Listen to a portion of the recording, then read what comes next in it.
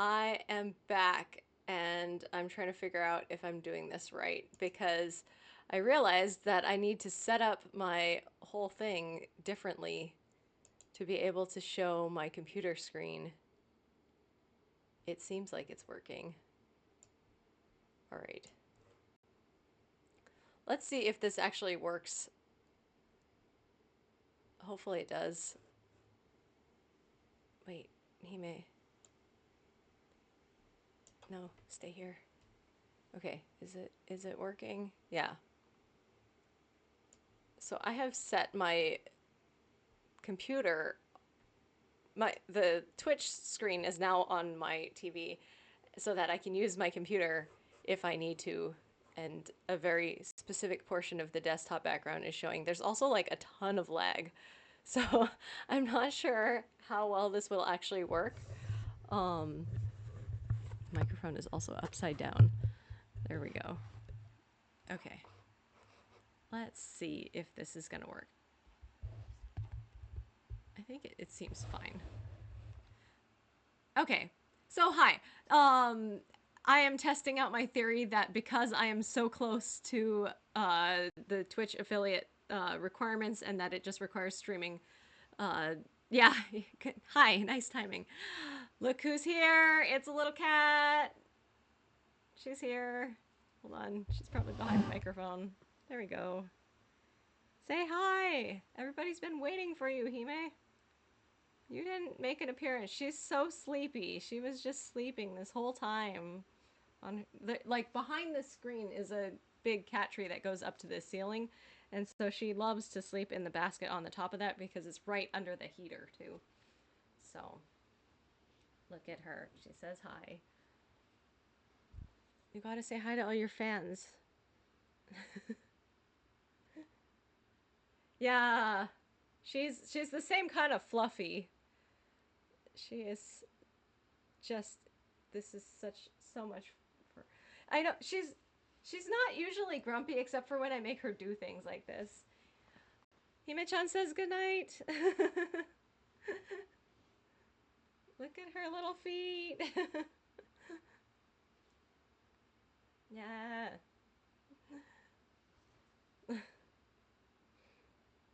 She's always grumpy when I'm like bring her on the stream because I usually like woke her up for something. Yeah, you're right. You don't pay any rent.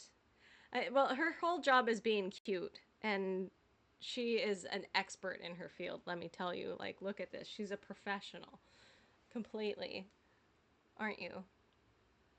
Yeah, she is very introverted. She basically hates everybody but me. She's just a scaredy cat.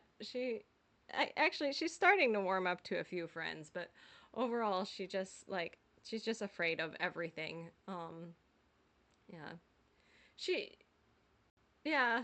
I don't think she hates you. She's probably just scared of you. And then in like if she were to meet you in real life, and then on the stream she's just like, "Can I please go back to sleeping now?" Okay. One more little wave and then you can go. Say bye with your short little leggies. She says bye. She is 4. She's so warm. She says bye. Yeah, she looks so grumpy. Oh my god. Why are you so grumpy? Everybody loves you. 33 in cat years. That's a good question. I mean, cats live pretty long, like 15 years or something sometimes, so sometimes even longer. So I would assume that it's a little bit younger than 33. I don't know. That's a good question. But yeah, um, now you have seen Hime, which is probably going to be the most important part of this. Oh, really? I don't know why I'm like looking around. Okay, so I have my computer here, the TV there, the light here so that it's like more direct this time because we're like directly straight on rather than from the side like the gaming setup usually is.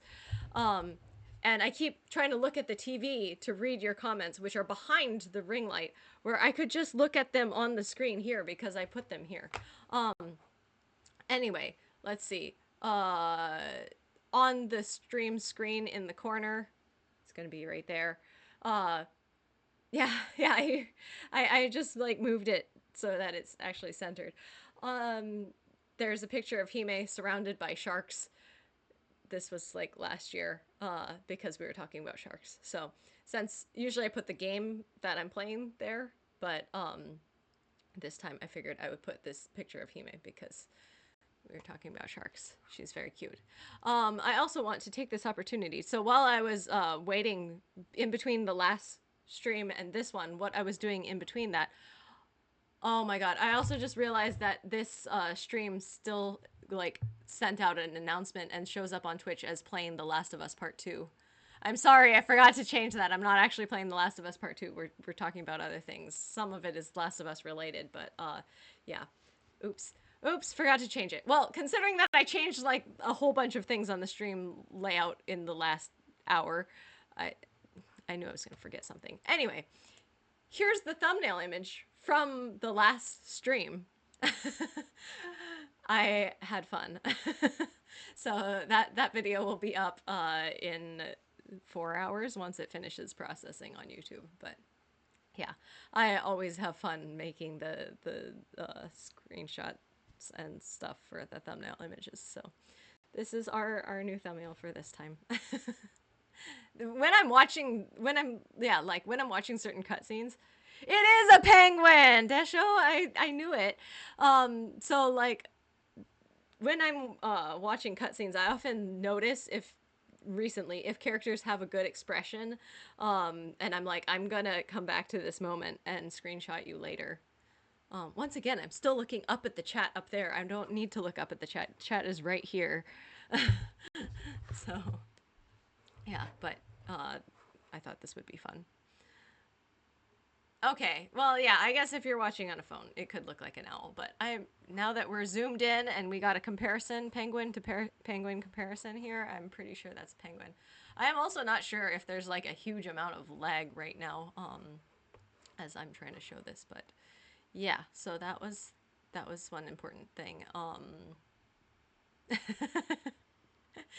Yes. Okay. So I think we've probably already hit the requirement. Like, there's more than three of you, and uh, yeah.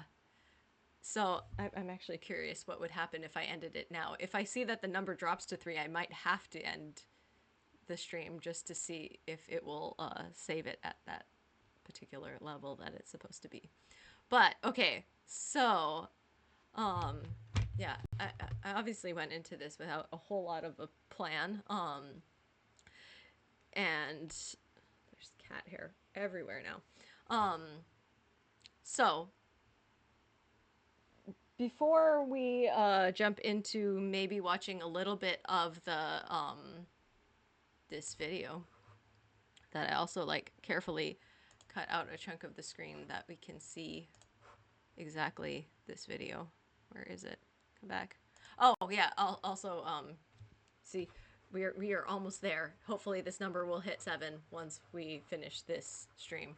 But before we jump into potentially watching this making of The Last of Us and part of that, I just wanted to take a moment to show you something that I made that is also covered in cat hair because honestly everything in my house is, which is Ellie's backpack because I'm really, really happy with how it turned out. And maybe I should show this up close. I realize like all you're seeing is a tiny little bit of detail there. I probably should like take the time to show you something like this when I am like have the whole screen bigger. But I am quite proud of how this turned out. So yeah, especially for having made it in like a day. Um, but I think it turned out really good. And I started off with just a plain gray backpack and painted the green parts because I thought that would be easier. Oh yeah, I saw that they have the non beat up versions, but if you're gonna cosplay, it needs to be accurate. It needs to be beat up and it has to be like weathered. So I don't. I'm trying to get it all in the screen You can see it better in the photos that I took, but I just thought this would be a fun thing to show for this little stream. I never, okay, left and right is inverted on the camera too, so it's even harder to figure out how to show you things. But we got the little guy, very important. You can, I don't know if you can see how much cat hair is on him.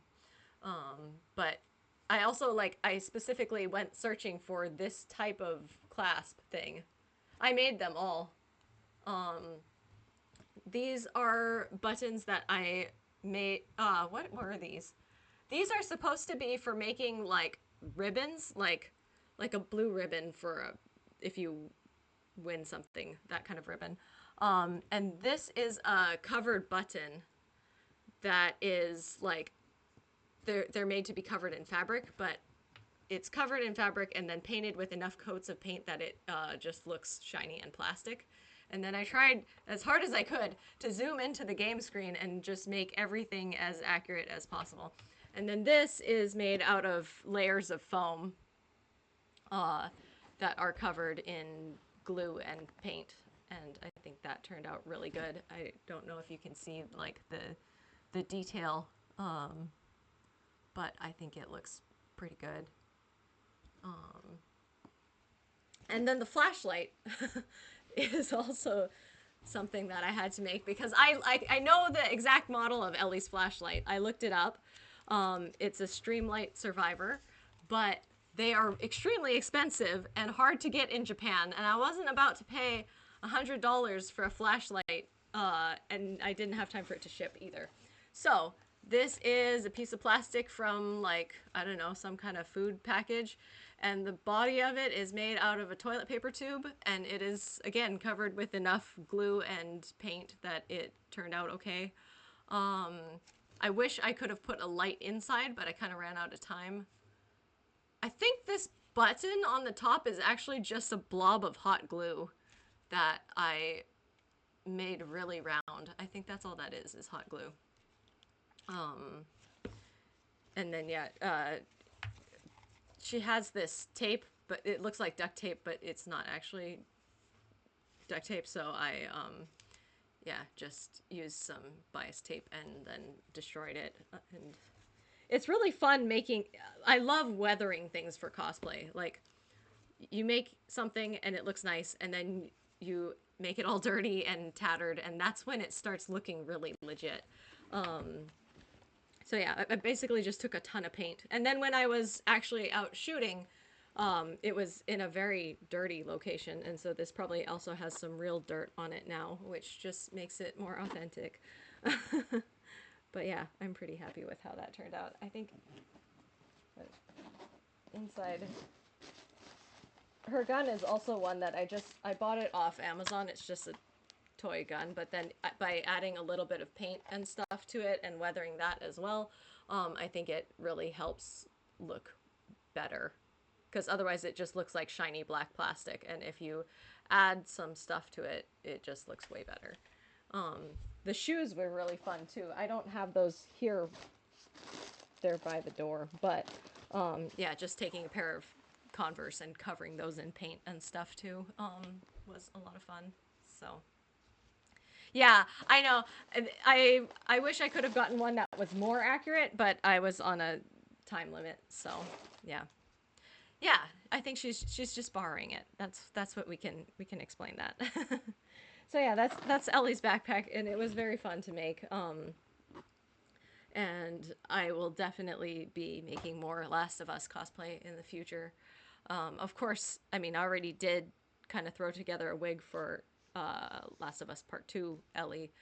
There's some things about that that I want to change. I feel like the bangs are a little bit too short. Maybe I will remake some parts of that or get a new one. Um, but we'll see. And then Abby, oh my god. I don't know if I could pull off Abby though. I feel like, yeah, I don't think I could make it happen. With enough Photoshop, anything is possible. Like, it would be interesting to try. I feel like it would be really hard to do her makeup too. I don't know if I could suit her very well, but that it would be, maybe I'd give it a try just for fun. I don't know how I'd do that one. She'd be fun though. That would be a challenge. Ellie was enough of a challenge. Yeah, I don't know if I could make Abby work, but um oh my god, yes. Yeah. That I mean that's how you do it. So, they do sell those for cosplay. And if it was just for a photo or two as well, yeah, Photoshop usually works. So, we'll have to see. But actually, so the aside from Ellie, the Last of Us cosplay that I really, really want to make, and I already know exactly how I would do it, is a clicker. Um, I have so many thoughts about how I would put that together. Um, and I think it would be really fun, and it's really like fun to do weird, gross looking things. So I yeah, after watching the HBO series, they have the making of that, and there's a lot of like detailed when which they talked about the clickers there and how they developed them and that whole thing I was like going through like being like oh my god screenshot time because there's a lot of close-ups of like the clicker face prosthetics. So I'd probably just use foam for that as well and make it kind of as a basically a helmet thing that would go on. um and then also yeah get some just old clothes from the secondhand shop and like really add a bunch of paint and stuff to that as well. But that seems like it would be a fun challenge. So maybe I'll do that for this year Halloween. I wanted to do that last year Halloween, but I just ran out of time. Every time I pick up Hime, I have so much cat hair stuck on me afterwards. But yeah, so Lev would also be interested. That would be a challenge. Does if there was ever an outfit where there was a time skip and he has some hair, that would make things considerably easier if I could have just like a short wig. I do love him, so that would be really fun. And the fact that he loves sharks, I have so many sharks for him. Oh, okay. I don't know if I have seen what that is. Yeah, yeah, like they do sell bald caps, but it would be so difficult to get that not lumpy, I feel like, and make it look good. I don't know if I could make it look good. The scars would be really interesting makeup to do though, because you use what is I forget what the name of that stuff is called, but I recently found out what it's called from friends. It's basically a type of liquid makeup that you put on and then it like kind of shrinks as it dries to like pull your skin so that it looks like it is not flat. It's great for scars, and it would work really well for characters like Lev. So that would be really fun to try out the makeup for that. But yeah, it, I'm gonna just continue playing this game and praying that there's like somewhere near the end there's some kind of time skip where Lev gets a little bit of hair. It can be really short. It just there just has to be a little bit because I think I would need that to be able to cosplay him easily. But that would be fun. Um yeah. So also I just was remembering like IKEA shark is like a trans icon, right? Like there's a whole thing on Twitter about that because it has the pink and blue and white with the teeth. Um and so like Lev with IKEA shark needs to be a thing. That's it's so good that he likes sharks. um, but oh, okay. So it's the Savage Starlight outfit is in no return mode. Okay, well I look forward to seeing that for sure. Right, right. Okay, so we'll see. For now, I will just hope that there's a time skip, or yeah, that he gets a hat, an outfit with a hat or something, please. So that would be cool. Yeah. Uh, so many things to look forward to. I can't wait to see what happens with the DLC and like what other outfits they have for characters because that was I was so excited to find that at the end of the first game that there was that option to have different outfits and zoom in and see all the details like yeah. Um Actually, when I made Ellie's backpack, I hadn't yet unlocked that mode, and that was a struggle because I didn't want to see any spoilers as I was making that cosplay. So the only thing that I could do, because I couldn't look up anything online, was go back and watch my own videos and try to zoom in and see if I could see the details. Oh, they're just in the remaster, not the DLC. Okay. Yeah, yeah, yeah, that's right. Yeah, that's nice, nice. I'll have to take a look. Yeah. I mean, at this point, I have made it this far without seeing any spoilers. So the longer I have managed to last without seeing any spoilers, the more important it becomes to me to avoid all spoilers at all because like I made it this far. We're what percent of the game I wonder. I haven't checked recently. It's got to be like 70, I think, because I was like at like 61 or 62% a while ago. I think. I think. I'm pretty bad at numbers though, so I could be wrong, but I think that's about where we are. So 80, 80ish already? Wow, okay. I'm so curious how they're going to tie things up too. I did not expect Abby to be playable for one thing, and I didn't expect like such a long portion of the game to be hers. I thought we were going to just like have a short little thing and then switch back to Ellie's part of the story. So lots of surprises here, and I'm so curious to see how it all comes together and ties up.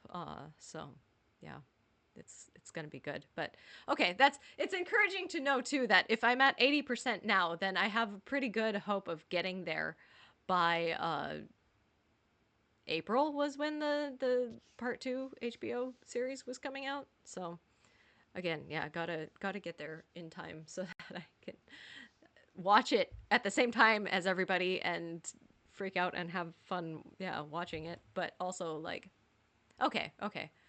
Sometimes I worry because I do play at such a slow pace. I mean, I think I've been playing longer and longer recently. Used to be like pretty much 1 hour a week, which is kind of takes a while to get through a game like that.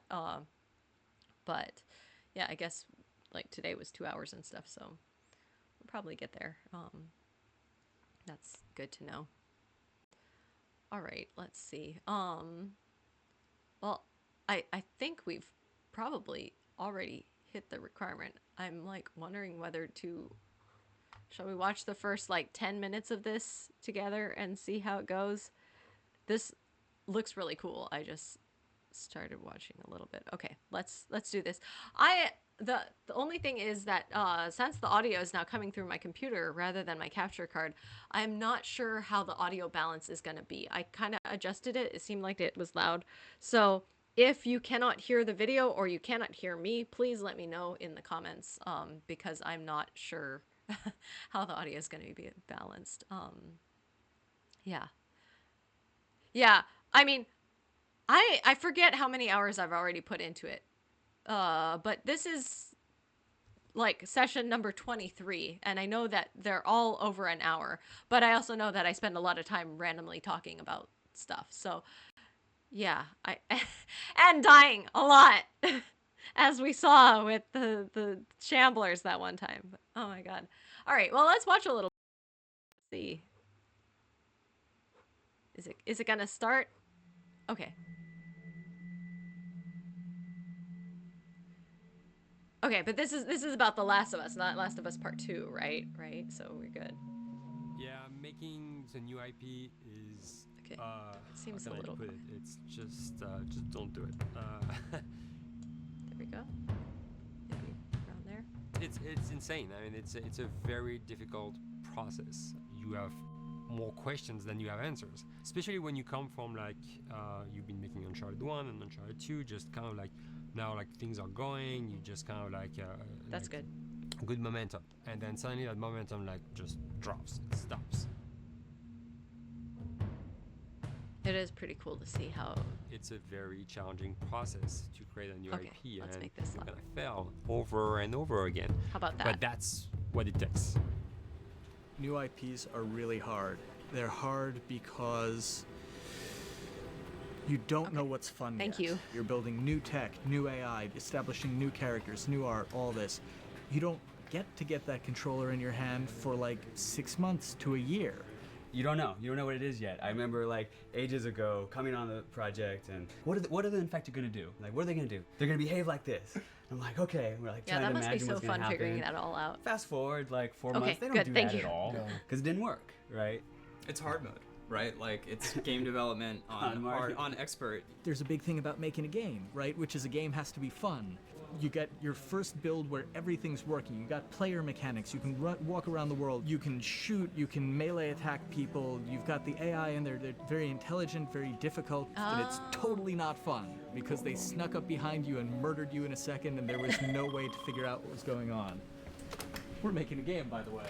Hey, James. Also, The Last of Us music is so good. I will eventually finish learning that song and make a video of Ellie playing it on guitar because that is a goal eventually. Or I had the ukulele version, I think was what I was practicing. But yeah, I'll figure it out. Yeah! Sephiroth and Cloud and Vincent! Yeah!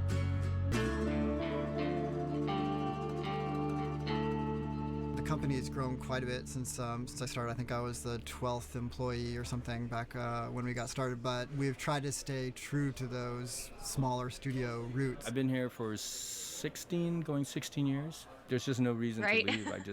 I just like the environment here. It's fun to see very what the environment non-corporate. looks I like. think the way we work on Dialogue is kind of special because we don't really like hierarchy or bureaucracy, and no one is really just a manager here. Naughty Dog has a very flat structure. We pretty much all report to the co-presidents and the game directors. I Yeah, they have good always stuff on their desks. tell people when we hire them, just like, my job is going to be able to trust you, and that's what I want. I want just to give you something and you go with it, and I know it's gonna get done. We believe in iteration, we believe in collaboration, and we believe in the people making the game working directly with each other. When we have designers and artists, animators all mixed up, anybody that's working on the same tasks, the same characters, the same areas, put them next to each other so they can communicate a lot better. We don't have Making a a lot of whole game meetings is, because like, if that's you need so something to much get work done, now. you just walk over and you talk, and then you go back to your desk and you finish it up. And I really like that. I like when I just walk in the office and I see just designers talking with the programmers or programmers over the animators and talking to them. I think that's when really the magic happens. Yeah, that Naughty does Dog, sound we like a really really try to fun cultivate a collaborative culture project. where anybody can criticize Okay, anybody 20 else's minutes, work. that And we sounds good. encourage people to be blunt about it and not try to sugarcoat it too much. It takes too long to be nice sometimes. It's not personal. It's based on more like how can we make a better game. We want everybody to have a voice. We want to cut out all the bullshit if we can, making sure that people are making decisions not based on ego, but what is going to benefit the game. When you see that people trust your opinion and that they value it, it's such a great feeling. You really feel like you're working as a team on a collaborative effort. We want to sort of remember where we came from and you know why we were successful Seems like then. a fun and try office. to Oh continue yeah, that success okay, now. yeah. I thought her We name make looked games. familiar. That's so cool. That's what we like to do. Back I when Uncharted 2 wrapped up appreciated her and we decided that we were cartoons going to build the second team and create a new project, we kicked around a lot of ideas. One of the very earliest ideas was to go back to Jak and Daxter. It's really near and dear to us. Oh, yeah, We that's right. really I love forgot those they made characters in that Jak and universe, Daxter, and we too. think that there are some Scooter interesting around work, stories still to be right, that'd told be fun. there. We started to realize that it was not going to do justice to the franchise that the fans had fallen in love with. It would be shifting it so far in a new direction that we felt that effort would be more justified in developing a new IP. And I'm so glad that they did. Neil and Bruce came to Christoph and I and said they wanted to do a post-apocalyptic game. I think the core essence of what they wanted to do, though, was to try to tell a story about two people and how their relationship Concept art. evolved over the course of the entire game. Concept art so That pretty. potential. Oh wow, there is something very special about that game. This is going to be polished. Like, you're not sure if it's gonna work or not, and you have doubts. And like, should we be doing a game like that? Should we be doing a first-person shooter? Whatever. Like, you ask yourselves all those questions. And the creative director and the game director are the core of the team that have to really see eye to eye. That's why you have that balance between like Bruce Yeah, that's and so true. Neil, and Neil's gonna try to push the just the story and the characters, and Bruce is going to try to push that with just the gameplay as well. And so it's kind of like those guys are just trying always to find the right balance between the two. It's a very delicate process. And I'm really glad that Last of Us 2 is so good. has an untapped potential to touch Because the it's hard to feelings follow up of something the player. You have that so connectivity, amazing the as fact that Last of I'm Us. actually in the world and participating in what's happening on the screen in front of me gives us some sort of advantage to make you feel connected with what's actually happening. At Naughty Dog, that's what we're trying to do, is pair story and gameplay together. If we can make you feel like you're actually with these characters on that journey, I'm on my first playthrough of part and 2. you're invested in those stories and those characters, Absolutely then no you're spoilers. feeling I don't want to have to block in you. theory, the same thing that they're feeling. Oh, the concept art is so good. As the story evolved and took different shapes and different forms, the thing that was always there was Joel and Ellie. And because of that, everything kind of grew out of that What good relationship. characters, though. Like, they really did such a good job.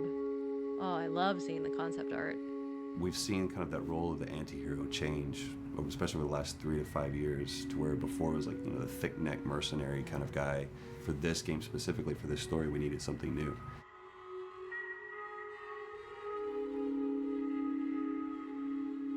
The reason we didn't want to make This Ellie Joel's daughter from the I get-go feel like I is saw this because before. He wouldn't have It's anywhere to so go. cute. Of course, at that point, he'd be willing to do anything for his daughter because that is what a dad would do for his daughter. If they didn't even know each other at the beginning of the story, then we start from scratch. And it's almost like the player has the same relationship to Ellie as Joel does. And we could take our time to build that relationship Yeah, I between could these see that. characters.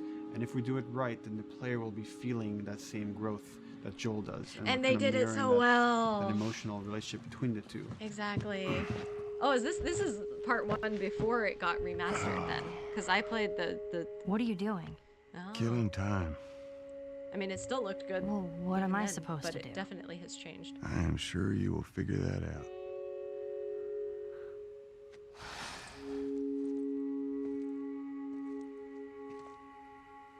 It's interesting. I The feel watch like is broken.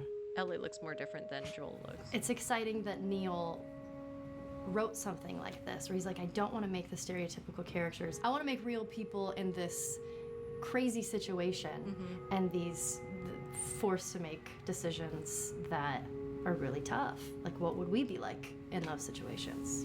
I mean, we weren't consciously trying to pick male or female for characters. You just try to pick characters and just be honest with who they are. It almost doesn't matter, right? Joel's daughter could have been And Joel's that's what son. this game Ellie does could have so been well. a boy, and Joel might have been Tess. You could have swapped those roles, and I think Yes. the story would have still worked. The focus on female strength, it's so unique. You get to see what's so powerful about a woman through all of these female characters, which makes this game wonderful and unique. There's a crew of fireflies that'll meet you at the Capitol building. That's not exactly close. You're capable. I forgot that Tess You was hand like her off, younger come in back, the weapons are game than yours. in the show. Double what Robert sold me. Speaking of which, where are they? Back in our camp. Yeah, this is We're not smuggling shit until I see them. I want Joel post-apocalyptic to world watch is a over rough her. world. Oh, I don't think that's the best Ellie. idea. How do you know them? I do think having a strong female character, especially like Ellie, is so rare in video games. And as a gamer, and more specifically a female gamer, it's frustrating to me because I'll see sort of the stereotypical female character where she's amazingly beautiful and huge boobs, and she's there to be either the love interest or just because they're like, well, we need to throw a chick in here. We've seen the strong woman or we've seen the weak woman. We haven't necessarily seen the empowered woman from this kind of standpoint. And there's that beautiful scene where Joel they finds did her such a inside good the job house with and us. she's reading through this girl's journal going, is this really what they used to worry about? What shirt do I wear and what boy am I gonna go out with? You know, and to be met with those first world problems that we deal with every day and go, how trivial is all of this? I think it's That's gonna been video resonate a game. lot, Oh my not just God. with, you know, a female audience, but with a male audience as well. The thing that was intriguing to me after the fact that would be is really knowing interesting. that we're kind of creating a female action hero in a way, and this is her origin story with Ellie. To sort of be such a strong female character that is completely Yes, I normal watched the show. looking. It was great. Regular t-shirt and jeans. The- and she's if you were talking about the 14, Last of Us show. and she's still a total badass. Is really Yeah. exciting to be part of that. There's so Right? few non-sexualized women in video games, especially in the main role, that we were kind of proud Yeah. that we were creating one. It's very complex, and without the players knowing it, she becomes the protagonist by the end of the story. And Ellie that's looks why a she's lot in the younger front in of the box, and PS3 that's why we've version been before the promoting the two of them remaster. together so It's much. interesting to see this. It is a dual protagonist game, and yeah, I guess I get nervous to think about it in that way.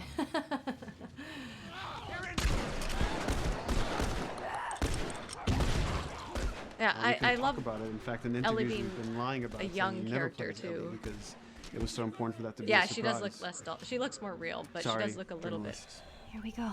older. Maybe yeah, it's just like she looks more realistic. Sorry. Hold on. That's it. The tone of the game was set pretty early on that we knew that we wanted to make a really grounded story. We knew that we wanted to make the player feel the sense of tension and dread and go through the same emotional roller coaster that Joel and Ellie were going through. One of the things we kind of struggled with is to say, well, if we want to really ground this world Yeah. and make it so like realistic, maybe we shouldn't have anything that could be perceived as a monster. Maybe like by just having an infection that just killed people, and it's all about humans and how they deal with this post-apocalyptic society and how different people decide to survive. Maybe that would be enough. And what we realize is because we're making an action game, a lot of the storytelling happens on the joystick. And once we remove the infected, it's like all of a sudden now we can't tell the story through gameplay of what happened to the world. And that's where we kind of went back and kind of brought the infected back in, because it lets you see, once you're fighting them, the threat that people Yeah, I had could to see deal with. they do look that otherwise would just kind be of very similar. cerebral and people could talk about it, but you couldn't necessarily experience it yourself. In a novel, that might work. In a game, for us, specifically an action game, it didn't work. And from there, when we start kicking around those ideas, and we're just like, what would be cool just to play? The early inception for it really came from a BBC video we saw called Planet Earth, where they were talking about a cordyceps fungus. This cordyceps fungus gets inside of the brain and controls these ants, and mandibles start chomping, they grow up Yes. to higher areas, Pretty cordyceps crazy when fungus you think sprouts about it. out, and then it germinates. And essentially uses them to spread its infection and take over whole colonies, sometimes wiping them out. I think as soon as we that's saw it, we were intrigued by the idea the of way that The Last of Us what if it zombies jumped to work humans? is something that is like fairly plausible based on nature, and So that's what would happen? something How that would makes people them super react? What would interesting happen too. to society? As we're trying to develop the look of the infected, we went through so many different iterations. Some that looked really alien and Oh, wow. subhuman, some that Wow. looked just essentially like zombies, and we couldn't find like an original place for them. But one of our artists just did this kind of photo mashup where he took a bunch of images of Yes, diseases it's or those images of textures fungal and stuff, overgrowth, too. and he kind of mashed it all together and he threw it on this person. It was a very iterative process, making sure that the fungus felt properly integrated, like it was part of the body, growing out of the body. And not just fungus growing in the head, but it's tearing the face apart, cleft down the middle, this gaping maw of a mouth with the crooked teeth. And it's in Yeah, great they did a agony really good as job its with it. humanity, and his brain is still somewhat functioning. Maybe you still have some human cognitive abilities or thought process back here. This isn't some decaying corpse on the ground. This is a living thing This looks that's like going to be fun coming to after have you this in be the your world. job. The fungus is always too. the focal point. So you can see from a distance, oh, this guy's infected. I can tell straight away. In fungus, they have these beautiful saturated colors, and we really like that conscious of this something so horrific that it's going to like stop at nothing. It's relentless force of death, and yet elements of it are beautiful. It's not just about gore. It's not just about everything about it being scary, because to us it's actually scarier when things on it are somewhat benign or somewhat beautiful. It was evident that we were onto something that was quite a bit different and something that we hadn't really seen before, which was eerily human but very disturbing. And it Yeah, I seems think that's so what they did creepy and so so well with the unique. zombies in this game. Right away, we're gravitated towards it, and it's like, this is our base infected. Everything should kind of come out of this look. Yeah, it's a very Once we had iconic and this unique idea design. of the face-splitting kind of look that eventually became what we called the clicker stage. We went to great lengths to create a full biological cycle for these things. So in the early stages, you don't actually see too many signs of the fungus surfacing out of the skin. It's kind of underneath it, like people have lumps starting to show. The eyes will be kind of cloudy or lopsided because the fungus kind of originates inside the head. Yeah, that moves into the next phase, which that was is the such a clicking good phase. way of like. And if they mess with the eyes, we end up saying, well, how do they get creating the around? different zombie types. echolocation. And they use a form of echolocation to track down their enemies. Just like bats, I or even remember some this blind part. people can see by making a clicking sound, a sound that on its own wouldn't be very scary. And then to associate it with something that people in this world are very fearful of, so that as you're exploring an environment, all of a sudden you hear this click, and you're seeing everybody just get frightened, just everybody duck, everybody hushes. Great.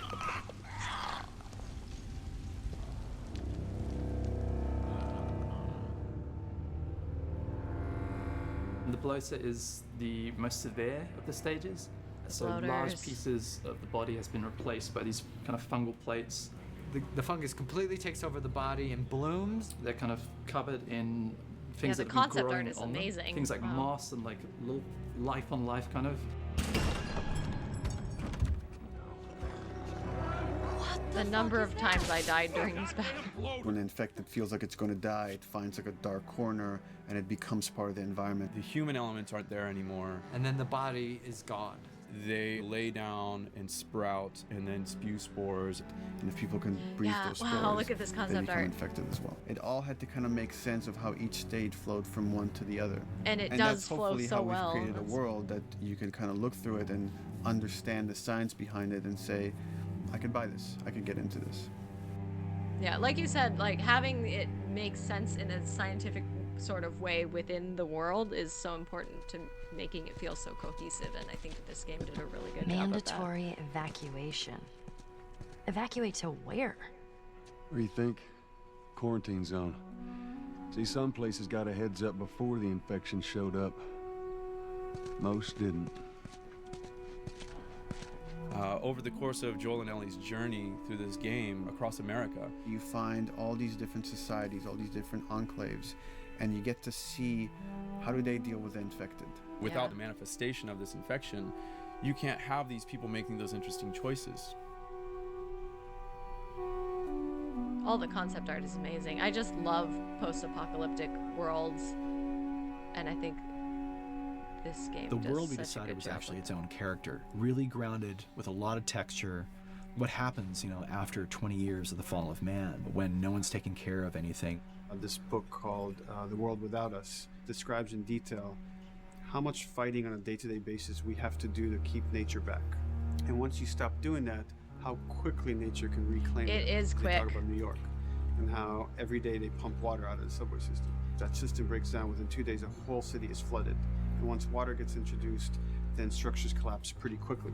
Trees will sprout, and wind will carry those seeds over, and gutters get clogged. And then when it rains, water fills up, and then pretty soon you have vegetation growing over there. And once you have vegetation, concrete breaks. I love pretty these easily buildings for with the when there's a tree and roots being breaking overgrown through by that. things. Even some of the stuff we did on Uncharted, exploration of how temples were ruined. What if you took those ideas and put them in Pittsburgh or Boston? And obviously, right when that happened, you can imagine that being pretty terrible to look at. But you think about 20 years later, and with rainwater filling up those sinkholes, and then those becoming like little marshes with lily pads in them. We had this wonderful piece of concept art we developed really early on, and there are all of these wild animals that have escaped from a zoo and over Yeah. the past 20 years have bred, and now they have herds roaming these cities. And that's That something that tells you that is also life sober. goes on, and this world is worth saving. Yeah, what a moment in the first game. Don't scare it. I won't. What are you doing? There's something really pretty about nature reclaiming its domain once we are gone. It's so true. We Yeah, have another level of OCD of the logic goes into some of these environments.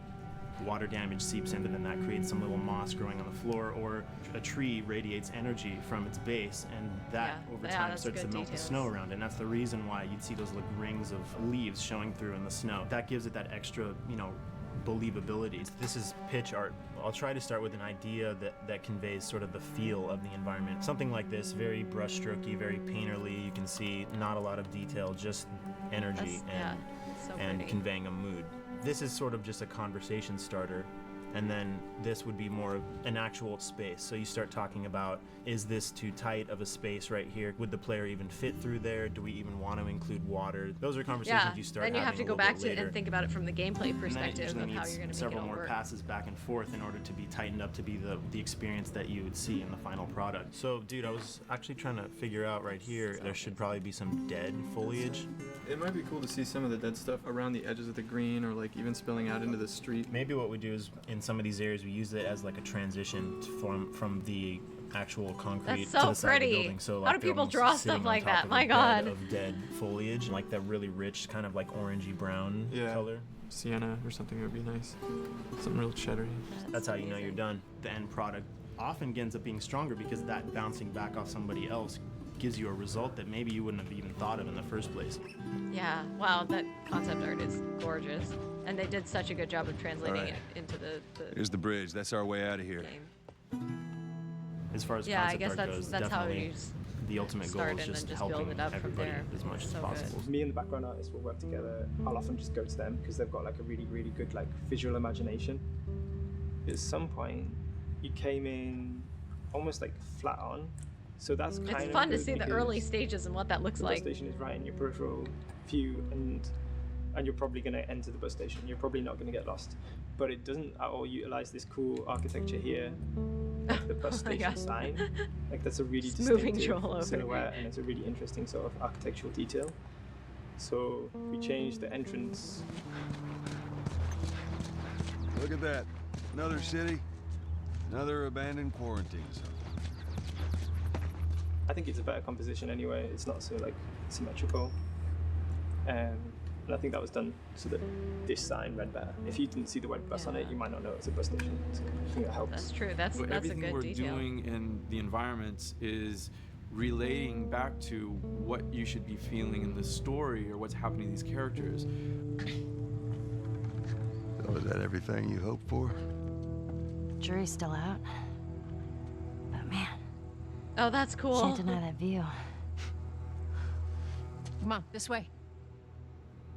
When we first came up with Ellie and Joel, we had this idea in our heads of who they would be, but we didn't necessarily know the voice. It took us a while to find our Joel, but for Ellie, I think Ashley was the second or third candidate to walk in, and right away we knew. Yeah, you know Why what? are you so scared all of a sudden? Because I'm a coward, okay? So just get your shit. Let's get out of here. Damn it. Oh, that's cool. I'm not like her, you know. Yeah, the voice acting in this game was incredible too. You think I'm gonna end up like your daughter? The way she delivered the lines, the way she just embodied that character is like, that's Ellie, there's no question about it. And I saw the character artwork and I related to her a lot. I mean, she's kind of a tomboy and she's kind of tough, and I mean, obviously I'm not 14, and I think that's the main difference between the two of us. I read the scenes and I was like, I need to play this part. You wanna be my hero? Forget the whole bit about saving my life. Buy me a stack of these. I love how they have the chairs set up like a Where'd you car get that? to kind of get into the. Back your bills. I mean, all this stuff was just lying around. And then once we had her, we said, okay, Good. we're gonna do another round, and we're gonna have Ashley this time in the casting sessions. The chemistry of these two characters was imperative to get right. Troy was a really interesting casting for Joel because when you see Troy, he doesn't look like Joel at all. You know, he's so handsome and he had like, you know, the frosty hair and totally looked like Final Fantasy. And so I'm like, yeah, I don't know. He's like, Yeah, it's this interesting because she tall, looks obviously very much like Ellie, pretty, but he doesn't look like Joel. But that it didn't seem right. I walked definitely into brought the the room right energy. fully to it. aware that I was the youngest person that they were seeing for this role. There was a line that was in the audition side that says that Joel has few moral lines left to cross. And so that became the anchor point to the character. But then as soon as he spoke and he had the grit in his voice, Warm, yet kind of dangerous. And his movement is just like he bought into it. Why are you so scared all of a sudden? Because I'm a big coward, okay? Now pack up your shit and let's go. Damn it. I'm not her, you know. What? Oh. You think I'm gonna end up like your daughter? He was no. Oh, that makes so much sense somehow. Lily. Wow. You are treading on some very thin ice right now. It was Ellie and Joel. After he read, it was just like that was it. I've done some a little video too games in far the away past, from but to be handed the mantle of a franchise like this was a pretty big honor. Is she alive? She's alive. The motion capture thing always looks so crazy. How do you like seriously deliver these lines while wearing that? Like, that's gotta be a struggle. Love that they have the little name tags with their character name written on them. It better be the same exact spot your buddy points to. Neil pulled me aside one day. That's and so he said, funny. "I have That some looks like ideas." so much fun. And as you're well aware, Neil is a little twisted.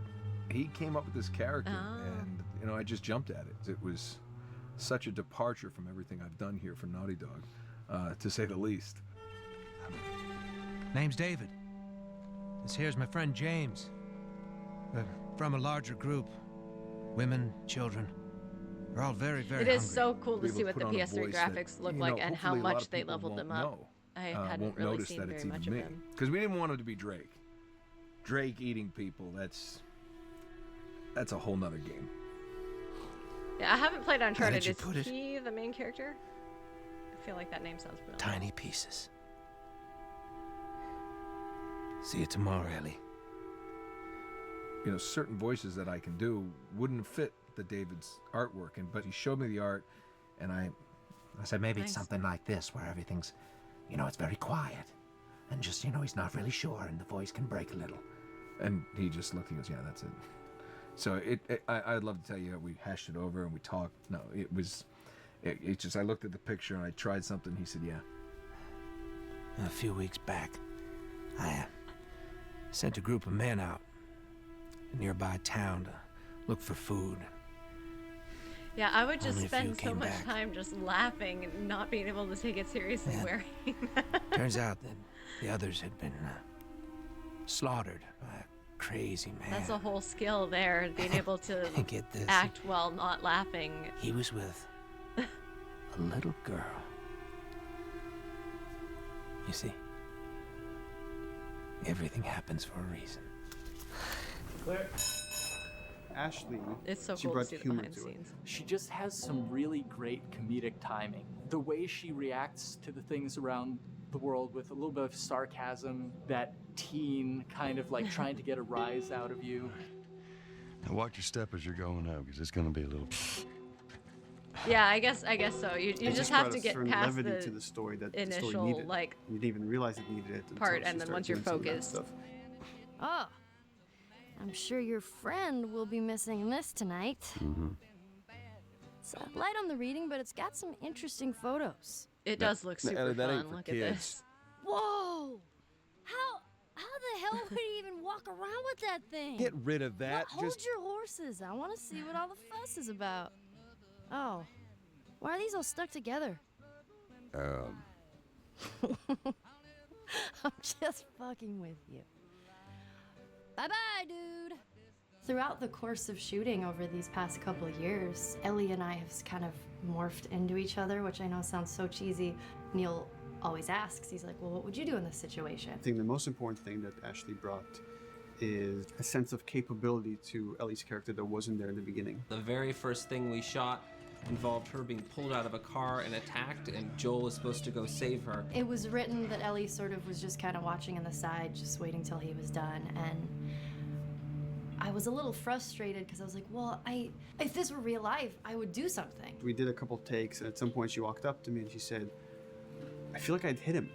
So we added in a part, like, you know, right there off the bat, she's not just this damsel in distress. Right there, she wanted to fight back from her very first day of shooting. We didn't have it right initially. She needs to be more capable than initially we thought she would be, and actually that made us go back and rethink combat and rethink a lot of the areas in the game. Yeah, and that's now so good. she was going to take a much more active part.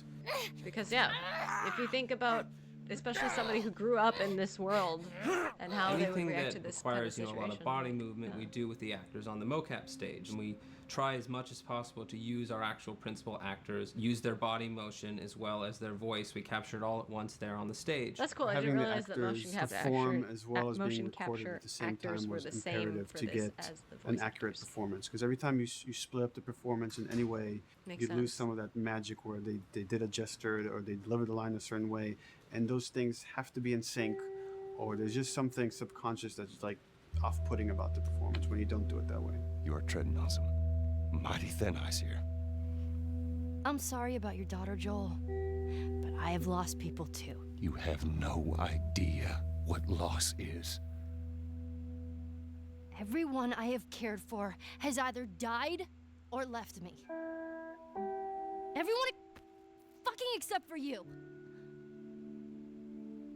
So don't tell me It's that so I would cool be to see safer the with someone side-by-side else, comparison. because the truth is I would just be more scared. It gives you the most authentic, most realistic performance because you're actually there, not just making your own choices, but making your own choices based on the other people that are involved in that scene. So you get this truly natural approach to things, and it shows up. It's like theater in the round. You can do anything from any angle, and the smallest, most subtle thing we'll be able to pick up. There's no place to hide. So you have to be as prepared as possible because you have no idea which moments they're going to use. There are these little it makes improv sense. moments and little nuances that I you think get it does that bring in probably isn't scripted, that just comes out of play, while it they're feel more performing. natural. That mistake that is just blossomed into a really good idea. Did we improv on The Last of Us? Yes. Yes, we did. Yeah, I bet Doing they came this up was with a some whole fun lot stuff. like being 5 playing in the backyard with a stick, and this is my machine gun, and and a pine cone is my hand grenade. It's all your imagination. I'm doing the exact same shit that I did 45 years ago. I just get paid for it now. We square. We're square. And get the fuck out of my town. I don't do a lot of voiceover work, so for me it was nice to be able to work off of your other actors. I can't imagine it working any other way. I'd never done mocap before. I didn't know what to expect. The suits were crazy. Yeah, the suit gave me wedgies. Like deep wedgies that I had to pick out with my middle finger. Too much information. Just how damn sexy I look in a motion capture suit. Oh, I look really? like 10 pound of That's sausage so and a 5 cool pound that casing in that thing, man. Marlene was the same. Once you get past the fact that like everybody else and you look like weird clown people with these little dots and stuff, once you like give over to that, it really was pretty easy to make it just feel like you're in the moment and in the scene. So everyone that was on this is a slam dunk. This isn't just another gig to them, and that creates a really cool energy for people to really start experimenting and playing jazz. Floor is yours.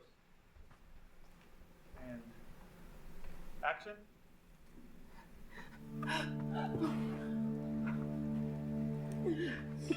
Hey! Oh, let her go. Don't worry, this is fixable. But I can't come with you. Oh yeah, I remember hearing about that. Well, then I'm staying. Ellie, I want Joel to watch over her. Oh, no. Bullshit, I Ellie. with him. I could just take her to the North Tunnel and wait for me there. Jesus Christ. Just cargo, Joel. How do you know Somehow that? it is so funny to me that they have the little name tag, and it's just until like it has their a good name feel, and written then we on a pass piece it of off to tape. animation to clean it up. Real life motions don't necessarily always translate into gameplay. There's something that's usually missing, so we have to, maybe enhance the gesture or enhance the shoulder movements or a breath that you want to be able to feel, but you don't really see it, so you can't really feel it unless you see it. Yeah. Is everything all right? Yeah, everything's fine. I could have him lean in here a little bit more, like this, take his hand down. When they're on stage, they don't necessarily have windows, so that weight of like really pushing and leaning in, that's something that we would have to accentuate. Give him a little bit more weight on that turn, That's so cool. or put his head down a little bit more. There's a lot of dialogue that gets said between the two characters. We have to bring that alive through animation, and we have what we're using as gestures. Why would they mow down all these people? Can't let everyone in. If you turned off the sound, you'd know that they were talking to each other. And that really helps accentuate the relationship that the two have together. We have certain animations that play in the beginning of the game on Ellie. She's traveling with Joel, who she doesn't really know. There's a lot of gestures to make her look nervous, just her overall stance. Later on in the game, they develop a relationship through the animation, not just the dialogue. You can see that she's more comfortable around him. If that reads well with the player, then, you know, we're doing our job. Yeah, they did such a good job with that. It's so visible, like watching. We want her to look scared when she gets a gun. We want her to look scared of the gun. So if she's gonna aim, she wouldn't be like super trained aim. She would be more like some scared, but at the same time, it needs to look cool and feel cool to the player that plays. It's really just these little tiny details that we're doing, and it's coming across. It's working out well. We don't do facial capture. We don't track eye movements on stage. It's just the motion capture data. Everything that you see on the faces is hand keyed. As you can see, this is all of her mocap data. And so when I'm doing something like this, I go back and forth to the performance that she was giving. And I watch just this section over and over and over again. So this is our default face. I can make everything super extreme and make her all squinty and angry, turn her frown It's so cool down. how they can do that. I can open her mouth, stick her tongue out. So many different. It's listen, watch. Okay, where's her mouth at this point? Like, is it open? Is she making like a grimace? About Tess. That is, just a ridiculous amount of work. Here's how It's this thing's amazing. gonna play out. You don't bring up Tess. Ever. Matter of fact, we just keep our histories to ourselves. We shoot all of it to just get the body motion, and then we'll do a second pass with the cameras. The scene's playing back on an overhead projector, but it's also playing back on a monitor that's attached to my rig. Sean and I would go to the stage and motion capture the camera, filming the scene, and so he would get a whole wide shot, a whole close-up for the whole scene. You know, you can change your lenses, you can use your standard 35, 85, 50s, whatever, all that sort of live action camera cinematography, you can apply it on stage.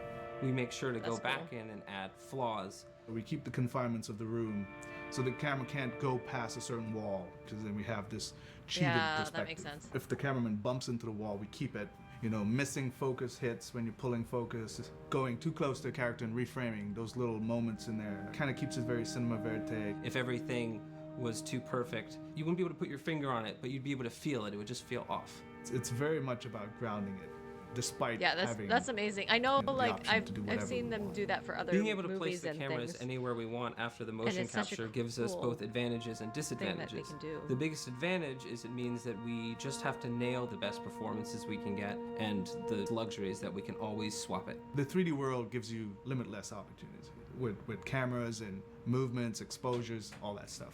Most of these cameras are sort of set up like real world cameras. So we have lens, we have f-stop that will create the depth of field. Yeah, that's We have amazing that they can aperture do all to, that. you know, set out, film back, and all that stuff. A master, and then I have my close-ups, my over the shoulders, sort of just like a live action production. Let's go to camera 30 at the 23.458.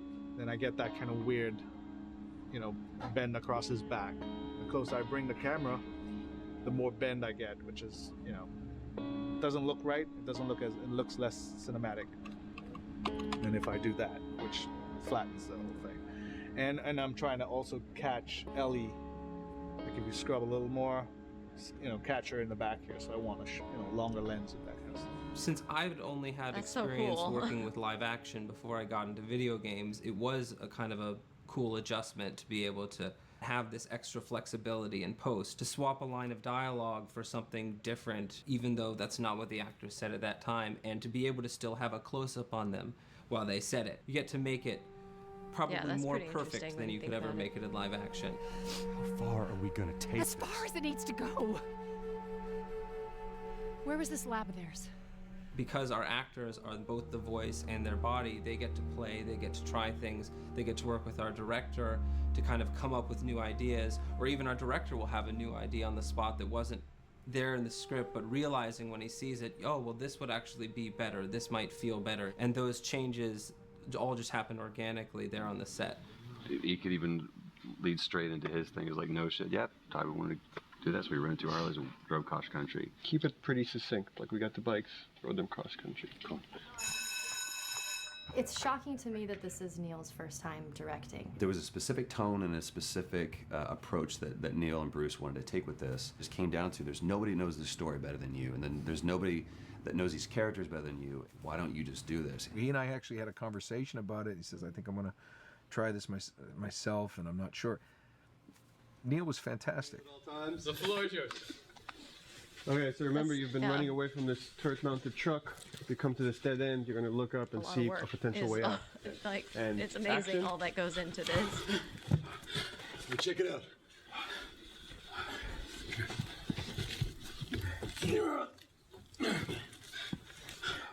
I mean, his writing is honest, and it's dangerous, and it's natural. And I love his economy of words. He doesn't hit everything on the nose, so it leaves it open for you to interpret and bring some nuances and things like that. The entire process is collaborative, but really it's led by Neil's willingness to change and flow and decide something doesn't work, fix it right there in the moment. And it is something that's very foreign to the way that TV and film is done now, where everything has been micromanaged by the time you get it to the table read, and no one wants you to change anything, and everything's very precious and has been rewritten with notes from 20 people in suits, and you can't do that just anywhere in entertainment these days. Yeah, there's so many different aspects that need to work I think I here. swung too far over to this way, and now it's a little bit of making jokes about it. It's crazy to think how much time and goes into this. There's one scene in the game where we see Joel not as a ruthless survivor, but as a father. I knew from the very beginning that he's going to lose his daughter, and I just told Neil, I was like, when that day comes for us to shoot that, I need a heads up. About a week before, he said, it's time. We're going to do that scene. I was like, okay. Because I knew that I was going to have to go to this place that you don't really want to go to as an actor. You want to find some aspect of reality that you can empathetically draw from, Troy and I were both kind of just like walking around for a while and just kind of getting into the zone. And well, my grandpa died when I was 8. He was like my dad, and so that's always what I use to get into that place. I started recalling all those memories and starting pulling up all those feelings, and they're just right underneath the surface. When I walked back in, everyone realized that something was different. They kind of like calmed down, You could feel the energy just like drop a little bit more. It was brutal. I lose my shit. I mean, just completely break down. Don't do this, please, God, no. Oh, God, no. And they, did such a good job with that. The soundstage was deathly still.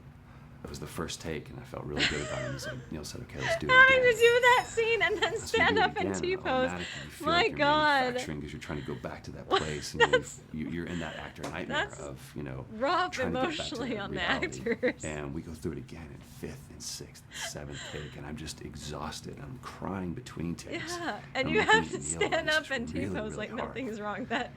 And finally, after like the 8th or 9th take, he said, all right, I think we got it.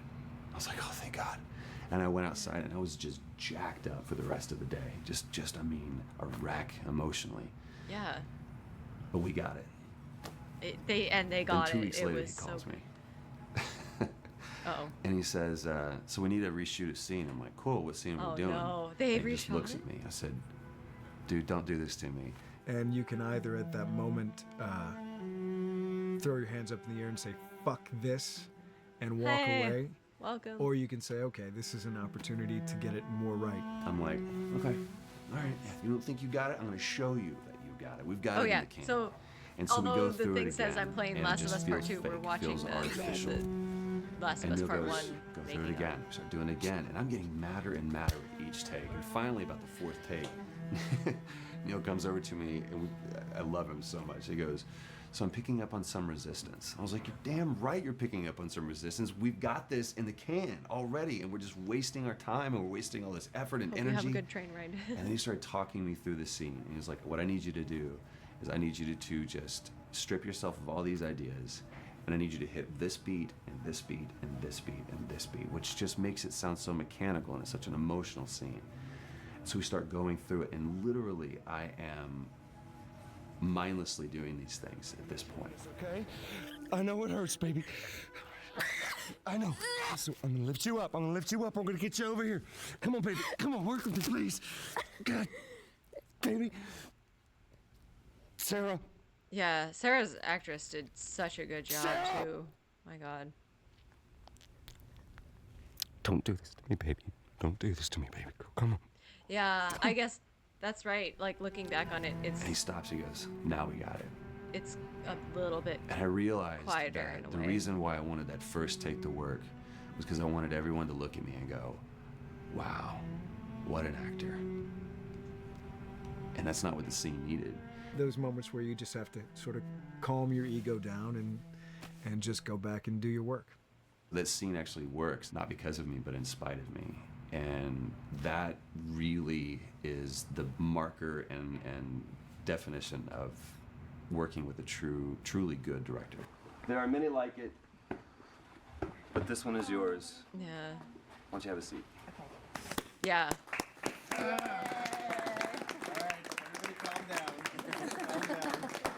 I did a little bit of acting one time. I can't tell you what it's in because it has my real name attached to it, Working on the unfortunately. project, we knew we wanted to have a pretty minimalist But soundtrack, and we had a folder where we just it throw was music interesting in to there. do a We little looked at bit the of folder training one for day and we that saw and we have a lot of stuff here from see Gustavo how you have Santaolalla. to, We're looking for a composer. What if we reached out to like, him? Oh no. I wish I could share it. I wish I'd used my preferred name instead of my real name, but not Klepto, but even a different name. But yeah, Listen, baby, I know this hurt. You're gonna be okay, baby. Stay with me. but it was interesting to kind of get a crash course in acting. Come on, baby, please. I know, baby. I know. Sarah. Baby.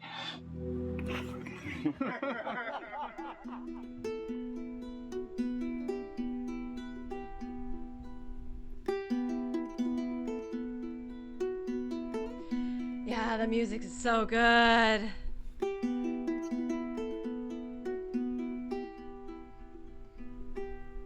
Oh.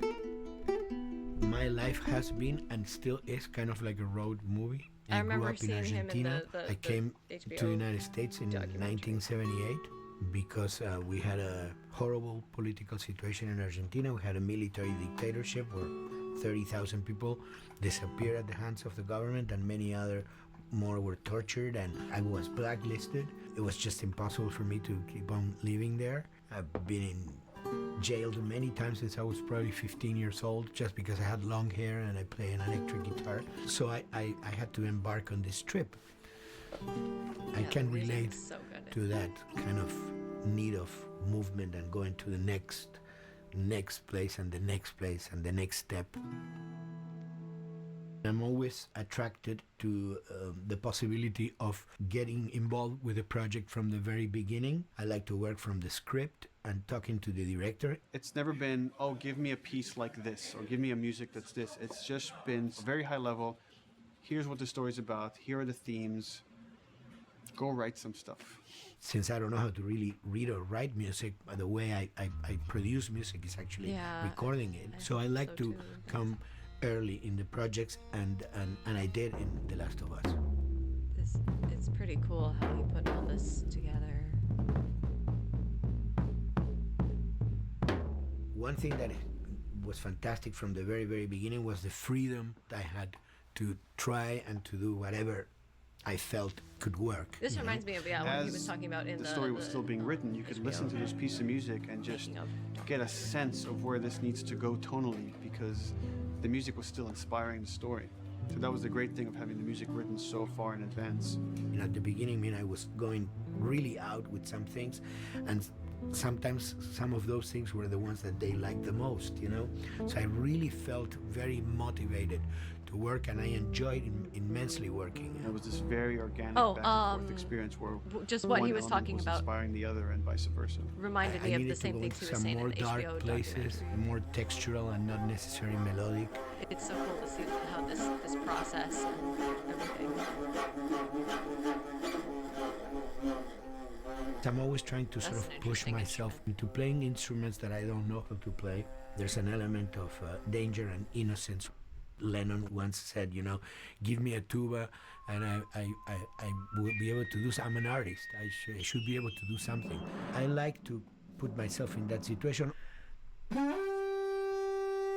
Yeah, he uses so many things that are not like traditional instruments. So these are just PVC pipes, the one you use, you know, in construction.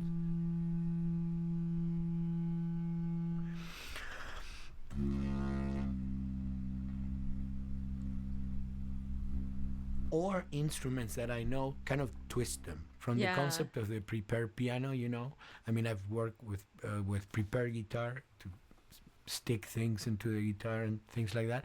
And also in The Last of Us in particular, I work with a detuned guitar. So I really tune the guitar extremely low. And the result is, you know, strings that are very loose and will produce not only sound, but produce noise. Yeah, I think that's why the ambient. Because I believe, you know, every environment has its own sound. We have in our, you know, small studio, we have actually the possibility to record almost anywhere, including the bathroom, and we have done some fabulous recording, especially in the kitchen. That's pretty cool. When you score to picture, which is something that I don't do, then you know what you're going to expect. But when you provide people with music, like I've done in all the films that I've done, and then you see how the director decided to use that, you know, in what particular way he uses or where they edit it. It's always fascinating to me. I watch a scene and I'm going, you know, it's fantastic how they use this piece. I would have never, of all the music that I've done, probably I would have never used this piece there, but it works, you know, great. So I like that feeling of a collaboration. Yeah, it's so cool to see this studio set up and how you're right. Like, I mean, I guess it's the same thing like singing in the shower, right? Like sometimes that's just the place where it sounds good. It's cool that you can record in the kitchen or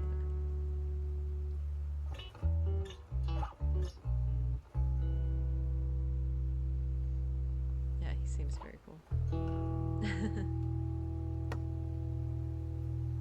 I think, you know, the guys also that work in programming and adapting that music to the game, they should share a lot of the credit for the end result. In the beginning, there was silence. Yes.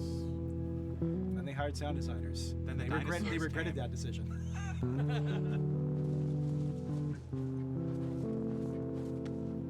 Yeah, and all just the sound, not just the music. Hold it steady. Oh my god, I had such a hard time with this part of the game. Gotcha.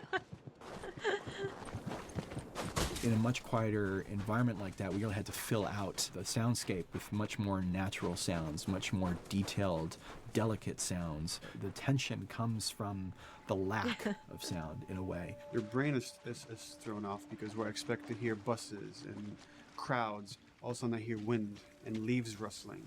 Again, it's creepy and beautiful at the same time because it's almost like I'm going on a hike, but I'm in a downtown area.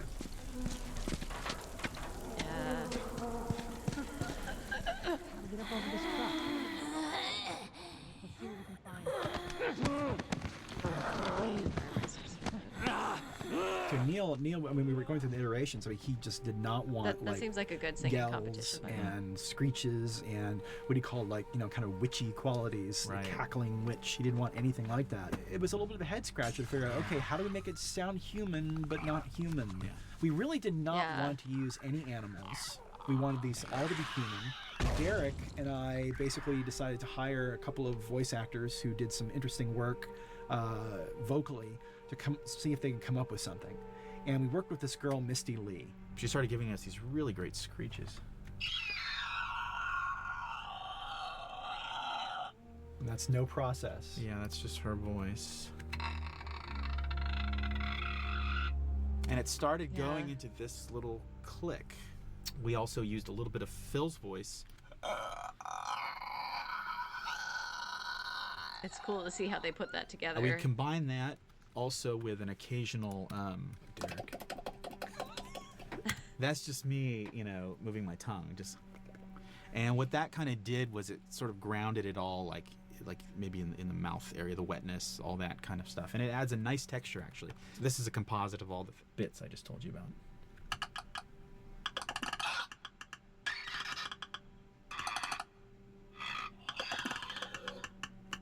Yeah, Sounds like a that's so Snapple cool bar. altogether. Yeah, I Oh, the remember lid? seeing them The in lid, the yeah. That's a good HBO idea. documentary as well. Fuck, where were you guys like months ago? Why didn't we think of that?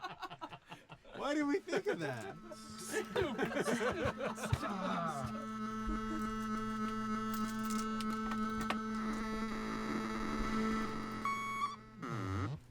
Viewers at home, you're probably wondering what this is. Definitely. Let me tell you. About 10 years ago, I saw this Synthi A suitcase synth. I wanted to get one. This finally arrived in January, just in time to start using. I thought, well, what can I do with this?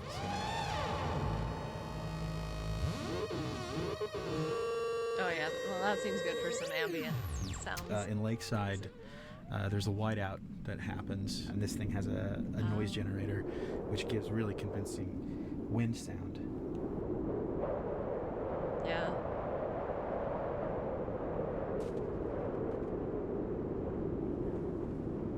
The military still has technology. There's sirens and alarms, so I wanted to try some new concepts.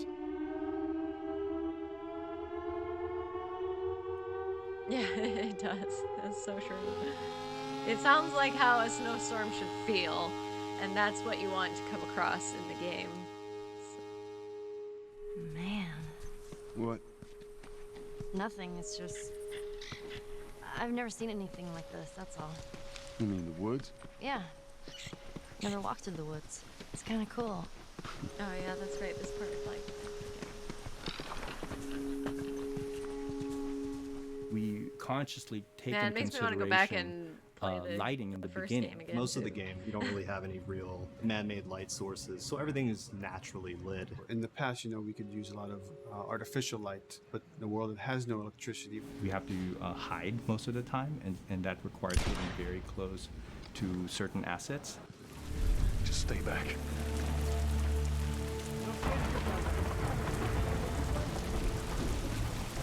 Otherwise, Detail's expensive, and if you build up too much of it, you end up running into technical problems. I Right? think Your that makes engine sense, slows like, down. When the frame After rate the goes second down, game, everyone first game can bring up the seems profiling so tools much and see easier. which parts of the frame actually caused the drop of the frame rate. This is the profiling tool. These are all the SPUs. Here's the GPU, and then here's the PPU. You can see, like, here's the main process, and here's all the sub-processes, and you can see, tells you, like, how many milliseconds and cycles it's taking. That's the crazy. programmers are whiz at modifying this stuff and realizing, oh my god, why is this thing so big? We're taking 10 milliseconds Yeah, on this thing, and then right, that's when like, they come over and find what somebody. and then is we'll go all to the that? club and be They're- like, why are you doing this? That's I love, we put the 30 That's frames crazy. per second goal It because looks that's what we really shoot cool, for. though. Someone nicely put the 60 frames per second goal. It's like, yeah, we're not going to hit that. Lighters usually can come up with different lighting setup that still looks great, but is less costly in terms of performance. Did you talk to the character artist about her hand? So her face is getting a lot of spec, but then her arm is just like bone dry. You think something we can tweak in shader? We'll have to send back to character team Michael to take a look. I can play with the lights and see if that's creates more like spec. Yeah. I've never ever focused so much on lighting and how much sensitivity there is to that here. One of the first lighting scenarios I had to do was like 7 a.m. like overcast. Yeah. And I'd like wake up early and like take photos with my phone. What color are the shadows? What color is the light? It is a master's course unto itself of how to deal with ambient lighting because I've never had to use it so much. Man, this is kind of sad. Yeah, I guess when you've got a whole game What that is? hardly has any All electric this music lights, that's just what- sitting here. That No definitely one's around to listen to it. has some challenges. I don't know. It doesn't seem right. All the characters cast soft shadows onto the environment. Even when there is no direct sunlight or no direct light sources, we still have nice Have a fuzzy good shadows. evening. When you're Have a good walking sleep. down the hallway, Yeah, I didn't intend to and watch you this whole see thing, your but soft it's so shadow fascinating. goes along with you projecting on the wall on the environment that make everything look. Thanks for real. hanging out, by the way.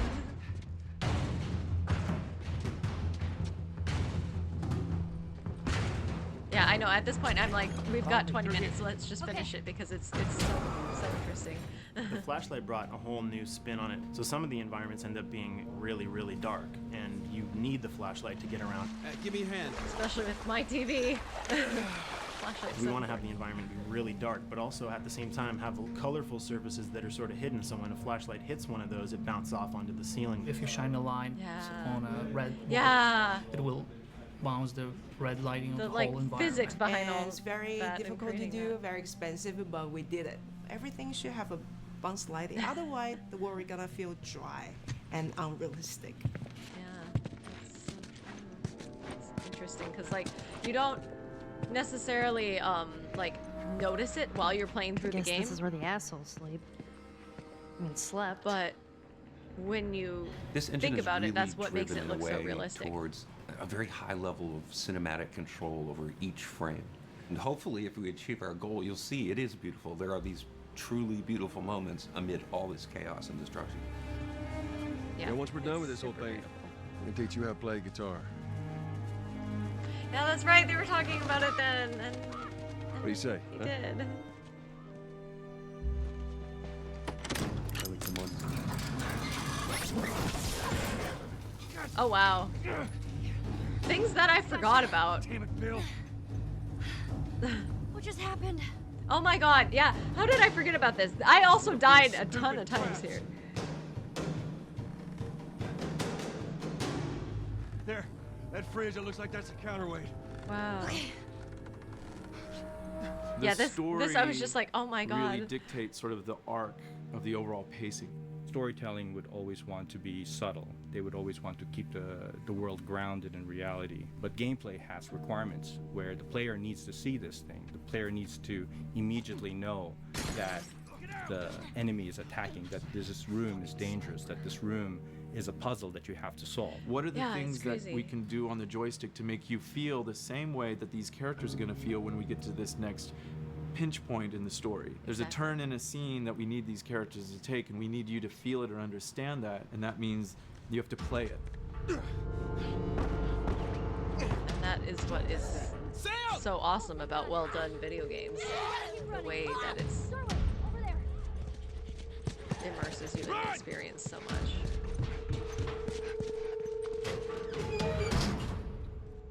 We really want to make sure that there's that contrast between the negative space and then the high tension spikes. Yeah, and we literally last stream we were just talking about how they do such a good job of that. That balance is important. A lot of times we won't play music, or we'll play very minimal music just to let you know kind of the state, whether you're still in stealth or combat has broken out. Hearing someone's footsteps or hearing a person breathing on the other side of the door has so much tension to it. You hear that?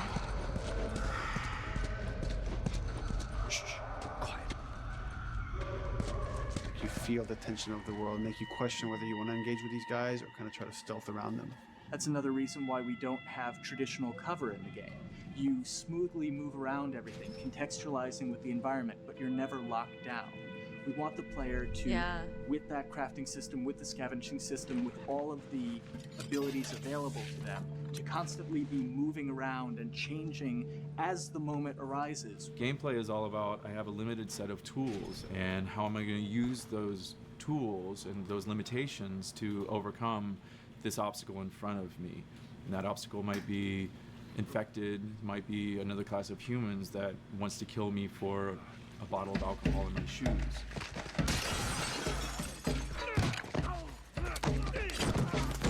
It was important for us that we don't underplay the violence, because then the threat doesn't seem as real.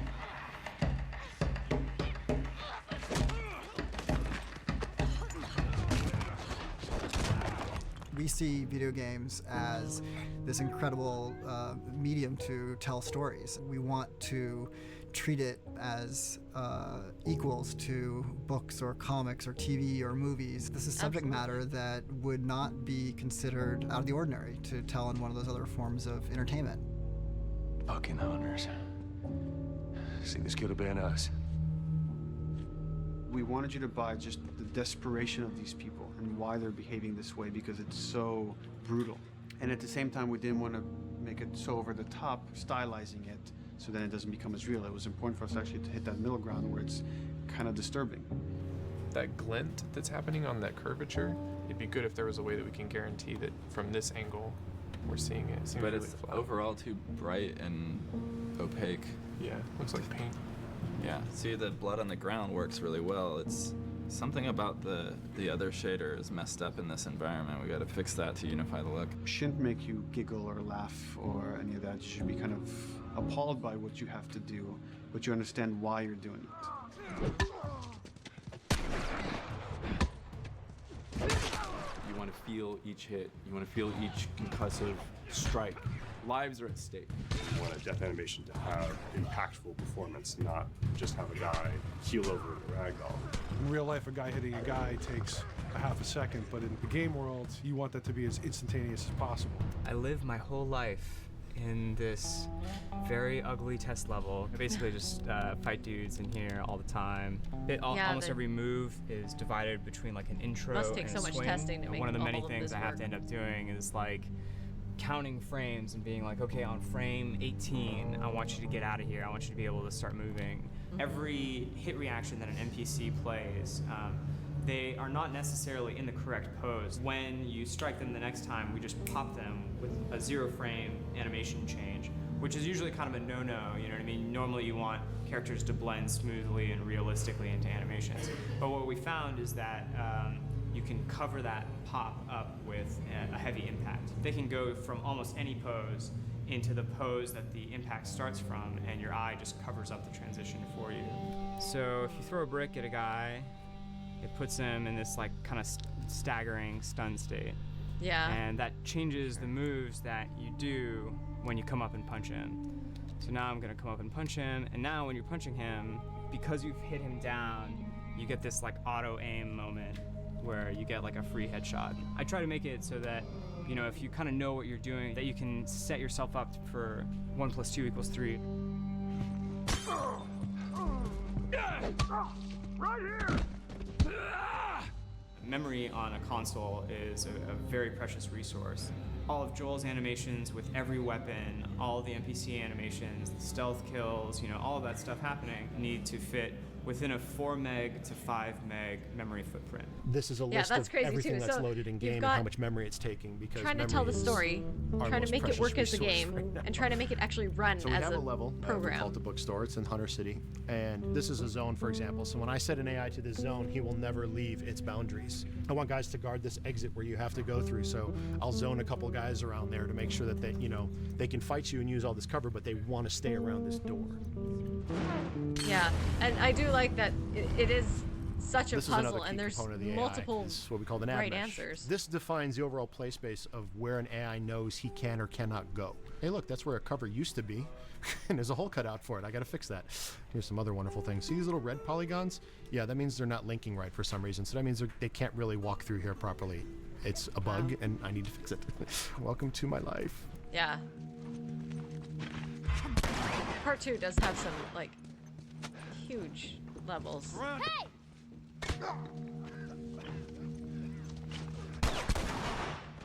If you look at a lot of games, NPCs are usually only alive for, you know, a few seconds before the player ends up shooting them and then they're dead. We want our guys to be much more dangerous and much more threatening, which means they have to be alive for longer. They need to exist in the world for longer, which means you as the player can witness them acting out their behaviors for longer. Yeah. They are pretty well fleshed out NPCs. So we've been working really hard on our AI systems. Back of the box, biggest bullet is going to be like AI.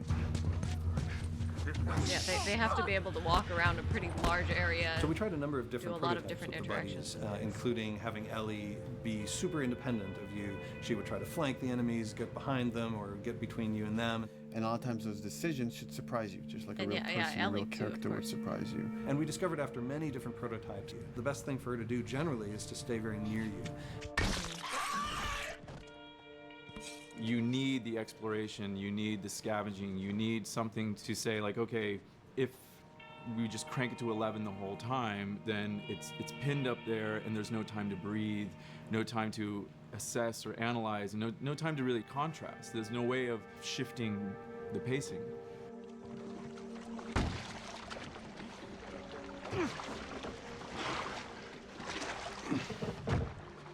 Puzzles are really weird, especially like Naughty Dog puzzles. I think they're very simple and satisfying. Most of this puzzle is strict exploration. You can see the ladder here. And yet I got stuck on some of these areas for so you can long. see where you can see a clear route up to the ladder. So you're like, okay, maybe I have to get Ellie to the pallet, push the pallet over to This the is side one and of those then areas that I oh lower my the god. ladder. Took So so that long to whole figure out what I part was supposed is like, to do. that's not a puzzle, that's not regarded as a puzzle, but when It you was- feel like you've got to the solution and you're like, okay, I'm going to climb this ladder, and you climb it, and it breaks off, Yeah. hopefully then the player will feel a little bit stumped and they'll be like, I'm not really sure what I am meant to do now, and so this is I where sure the puzzle was. starts. Hopefully at this point, like, all of the elements that the player needs to solve the puzzle are very familiar to them because they've been through the previous exploration beats. They're improvising with elements that are Yeah, at I their feel like it's disposal. often the That's a simple really ones sort that I of get the most stuck strong on. theme throughout, like The Last of Us. So, like, you're a survivor, you'll take whatever Or it's tools just you're like given and there's use one them little in a door that I creative way don't to happen to survive. see.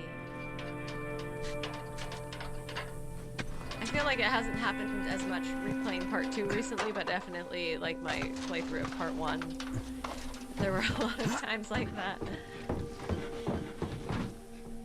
We set out to create something kind of Yeah, new at Naughty exactly. Dog, this crafting system. Our lead designer, Jacob Minkoff, he got this book of like the survivalist handbook and homemade munitions and all sorts of funny stuff. Just start reading about, okay, if I was just wandering around in a collapsed society, this world, what stuff that seems like I could find? Alcohol and Yeah. sugar, you know, if you want to make a smoke bomb. It's difficult to balance the right amount of resources against what you think the player's going to need and making sure that the player feels like they're getting just enough to survive, So but not too much that they The- feel like they're I a mean, powerhouse. third-person We wanted you games to are what be I'm used forced to to playing, make but I'm some used to choices playing in the like world that showed how I've never depleted the played much resources were. stealth. So if there's a more particular like point action in the games and story then where the RPGs characters are having a particularly action RPGs. difficult time surviving, then we want you as the player to be finding fewer items farther apart. I haven't played harder to many survive. We will shooting item games starve before you this. at the same time that And those much characters are stealth. feeling starved and worn out.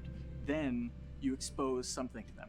Oh, here's a cache, Yeah. and if I can just get into that cache. Yeah, if they've oh, got look, swords, there's a wealth then of I things in think here. I God, I tend was to so do better. worried. My health was So low. this was a definite learning if I curve had at run first. into a combat, because it's always that thing in your head, it's that Hitchcockian thing about the danger that you see is less meaningful than the danger that's in your head.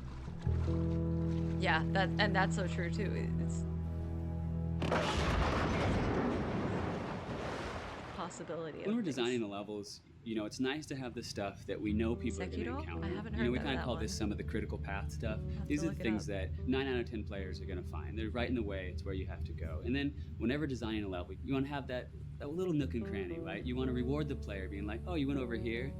Yeah. And then you also want to have that other second nook and cranny. The player is supposed to go place a ladder here and climb up through the rest of the hotel.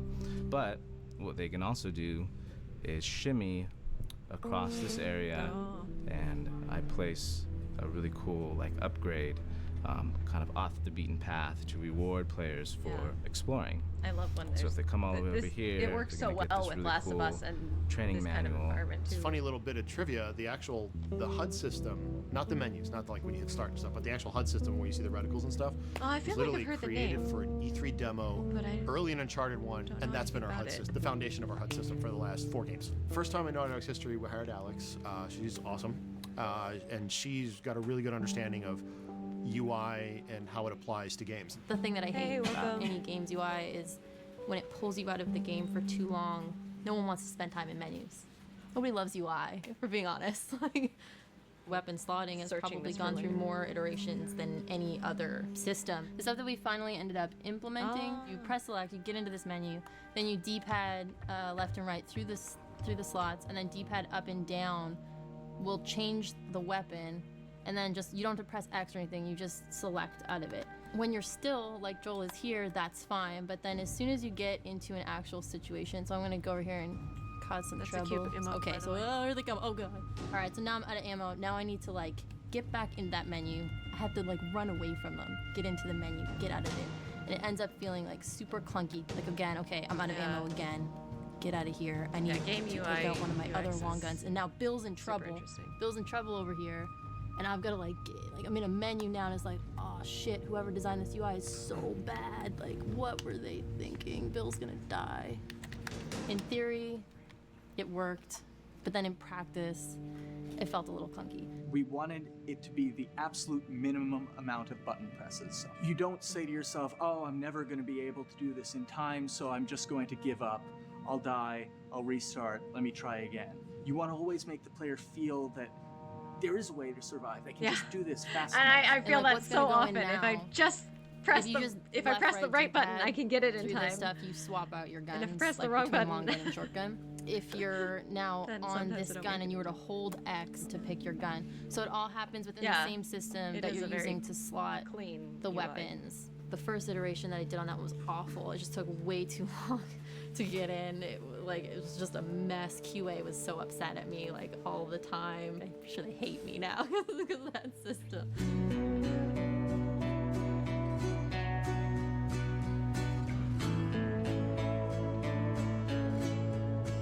Yeah, it's interesting, like thinking about game UI because you have to create something that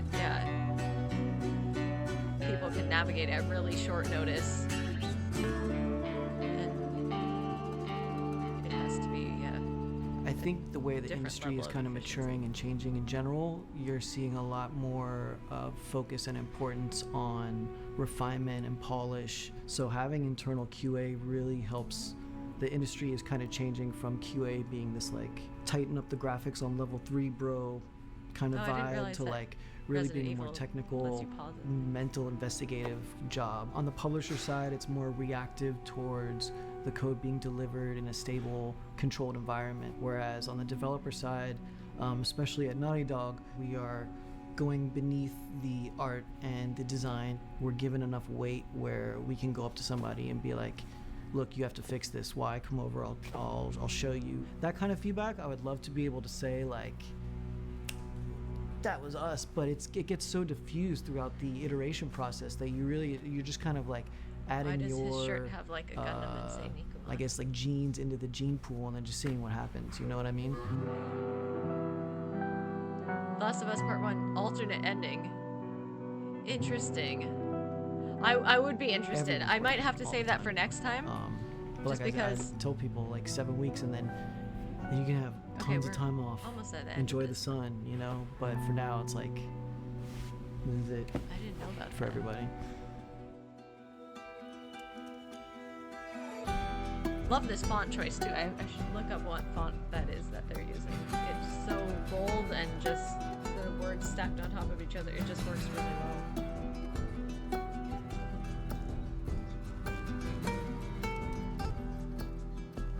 This reminds me that I'm super hungry. I'm gonna finish this and then go eat like a second dinner. Crunching is been is part of making games. I feel it's human nature, right? If I'm gonna have a guest at home that's gonna come for a couple of weeks, I'm probably gonna clean their room just the day before they arrive, right? And I think it's the same thing. And it's just like everything comes together at the end. I personally Yeah, if enjoy you could Crunch. send I me think a you get link this like for it, that would be absolute great. laser focus because it has to come together.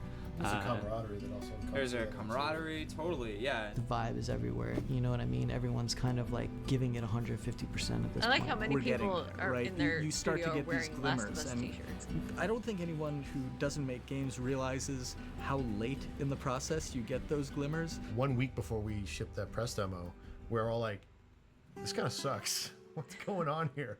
It's like, we need Thank to dig you. down and find this. And in 1 week, the fun came together. Like you're shooting at a guy and then somebody flanks you and you hit him and you avoid the other guy who's shooting you and then you flank and go behind cover and you're like, oh, that 5 seconds in that 15-hour game was really, really fun. How do we make that 5 seconds happen thousands more times? My favorite video game is making video games. It is as challenging and as complex. it's and all as a puzzle. interesting. We had to like try all the things that didn't work. What's hard about Crunch? It's like marching through that swamp of it not working. I mean, nothing's ever really final because you can always make something better.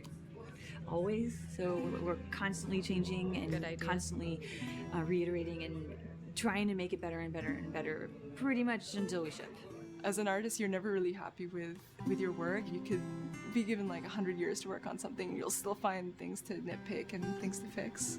Yeah, you can work on the game for 10 years and you'll still be crunching at the end. So it's like, okay. That'll be interesting to see once I finish. All of a sudden, it's like getting ready one morning in the shower, and I was just like, oh yeah, I'm about to ship another title, and this is going to be a really good title, and it gets you excited, and you're like, all right.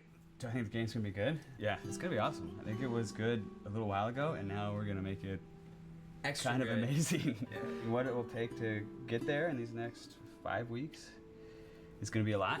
I'm excited. Is the kanji on his shirt Every backwards? time we're shipping a game, it's terrifying. You just hope for the best. You don't know, right? I mean, like, people have different opinions. We have to go with our guts, and I trust the team just to pull it off. This, hands down, is the hardest, most challenging thing I've ever done. We sweat a lot, and we worked a lot, and we all went home tired, you know? But I think that's what's, you're gonna see that on the screen. I think that's gonna pay off. Ellie? Ellie? What? The ladder. Come on. Right. Yeah, and it all came together so well. After David, Ellie's visibly distant. You could have done a cutscene to show, hey, you're being very distant, and she's not responding, but to also do that in gameplay, to where it's something that you've done just countless times throughout the game with, you know, let me boost you up here, get the ladder, bring it down so we can do this systemic thing. And the character responds with that, and you have to actually go over to her and go, hey, come on, the ladder, we've done this, let's do this. It's a subtle choice. Like Bruce and I talked from the beginning, is like we have these mechanics, how can we exploit them in a narrative sense? And that's one of those opportunities. I just think it's incredible that happens in-game. It's not a cinematic, you know, it's something that adds weight to that controller. Exactly, that's what makes it good. Wow, so good! Let's go eat. I'm trying to remember what Joel's spring shirt looks like. Was that the... I don't remember which one. That was really cool. I'm glad that we watched that. Wow.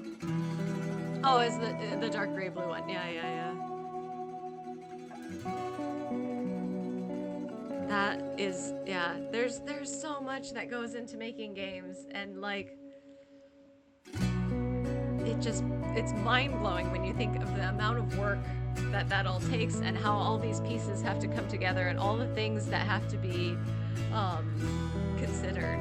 Like, that's so cool. So thank you. This was a very fun thing to do for our probably 7th stream within the last month. I think that this better, hit the requirements. It is, like, it's fun comparing this to the sorts of different creative work that I've done, and just, like, the scale and level of all of it is so different, and it also sounds like it's cool to see how all those pieces come together. It seems impossibly difficult, but the end product is something that's so cool. I love video games. Video games are so cool. Oh, that's true. The end music, we'll stop there. But yeah, that was really very cool. Thank you all for hanging out and watching that with me. Yeah, love video games so much. Like, I have many feelings about video games. No, it's fine. I'll cut the ending. Maybe. Well, I guess, I don't know. Yeah, I'll figure out what I do if I put it on YouTube. But yes, thank you all for hanging out, and I will keep you updated on whether or not we hit affiliate. If not this time, I think this should count. It's a different day than yesterday was. Yeah, I thought it was going to be short too, but then this was just too cool, and we kept watching. But yeah, all right. Well, I will see you all, sometime in the near future, and keep you updated. Maybe keep you updated on Twitch if it unlocks those stories or whatever. But yeah, thank you. This was very fun, and I appreciate you all sticking around and supporting me lately. So yeah, have a good evening, weekend, morning, whatever time of day it is for you there. I guess it'll soon be the weekend for everybody, but yeah. Thank you. This was very fun, and yeah. All right, see you again soon. Bye.